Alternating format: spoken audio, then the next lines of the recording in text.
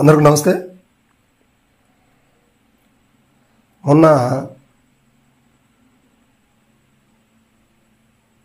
జరిగినటువంటి ఎలక్షన్లో ఏవైతే ఉన్నాయో ఇవన్నీ కూడా అంటే ప్రకాశం జిల్లా, ఉమ్మడి ప్రకాశం జిల్లాకు సంబంధించి ఒంగోలు పార్లమెంటుకు సంబంధించినటువంటి ఓటింగ్ సిస్టమ్ మొత్తము ఒంగోలు పార్లమెంటు పరిధిలో 7 అసెంబ్లీలు ఉన్నాయి. ఈ 7 అసెంబ్లీకి సంబంధించినటువంటి ఓటింగ్ సిస్టమ్ మొత్తాన్ని కూడా ఒంగోలులో ఉన్నటువంటి రైజ్ కాలేజీలో, ఇంజనీరింగ్ కాలేజీలో భద్రపరుస్తారు. అక్కడ స్ట్రాంగ్ రూమ్లో పెడతారు. అది ఒక స్ట్రాంగ్ రూమ్.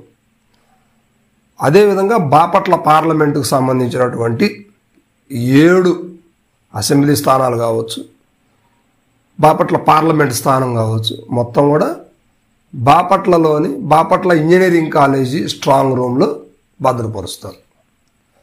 ఈ మధ్య కొన్ని బ్యాలెట్ బాక్సులు పగలగొట్టి ఆ స్లిప్పులు తీసి కౌంట్ చేసి పక్కనేసేసి అది ఏదో గందరగోళం చేసినట్టు, హ్యాక్ చేసినట్టు, పగలగొట్టినట్టు కొన్ని వీడియోస్ అయితే వస్తున్నాయి.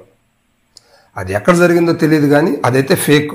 ఎందుకంటే అక్కడ జరిగి ఉండొచ్చు కానీ అది అన్ని చోట్ల జరగదు. అంటే స్ట్రాంగ్ రూమ్లోకి వెళ్ళిన తర్వాత మాత్రం జరగదు. అది ఎక్కడ రిపేరింగ్ సెక్షన్లోనో లేకపోతే అయిపోయిన తర్వాతనో అట్లాంటి వీడియోస్ జరిగి ఉండొచ్చు కానీ అది నాకు తెలిసి అయితే స్ట్రాంగ్ రూమ్లో ఉండగా జరగదు. దీనికి నాకు తెలిసి గవర్నమెంట్ అధికారికంగా అసలు అభ్యర్థులే దాని లోపలికి వెళ్ళడానికి లేదు, దాని దగ్గర దరిదాపులకు కూడా వెళ్ళడానికి లేదు. అది స్ట్రాంగ్ రూమ్. కావాలంటే మీరు నెట్లో సెర్చ్ చేసుకోండి, strong room, election strong room అని చెప్పేసి మీరు కొడితే మీకు దాని భద్రతా విభాగాలు ఏం తెలుస్తుంది. ఎందుకంటే మినిమం ఒక 50-60 ఆ స్ట్రాంగ్ రూమ్కి 50-60 మీటర్స్ వరకు సీసీ కెమెరా పర్యవేక్షణ ఉంటుంది. దాని అవతల కూడా ఉంటుంది. అక్కడ చాలా స్ట్రాంగ్గా సీసీ కెమెరా కూడా చాలా స్ట్రాంగ్గా సిస్టమేటిక్గా ఉంటుంది. దీనికి మెయిన్గా మీరు ఎటు వెళ్ళినా కూడా ఒకే ఓపెన్ డోర్ అనేది ఉంటుంది.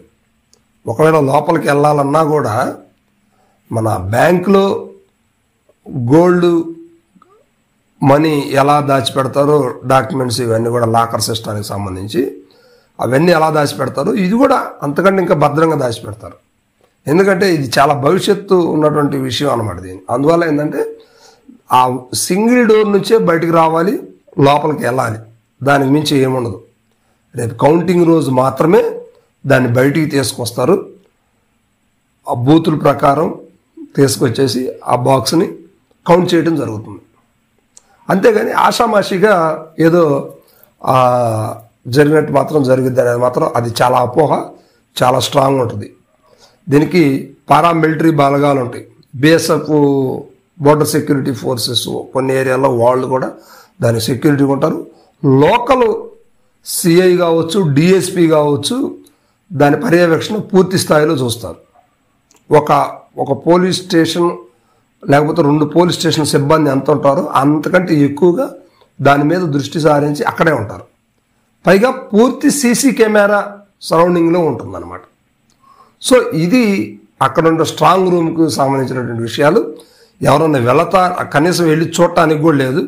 అభ్యర్థి మెయిన్ క్యాండిడేట్ అయి ఉంటే గన్ మ్యాన్స్ కూడా లేకుండా ఓన్లీ ఒక పర్సన్గా వెళ్తే జస్ట్ అక్కడ దాకా వెళ్ళి బయట ఆ విండో ఉంటే దానికి విండోలో నుంచి జస్ట్ చూపిస్తారు, ఓహో ఇది పలాని బాక్స్ అని అనుకోవడానికి అంత విషయం కూడా ఉండదు నాకు తెలిసి.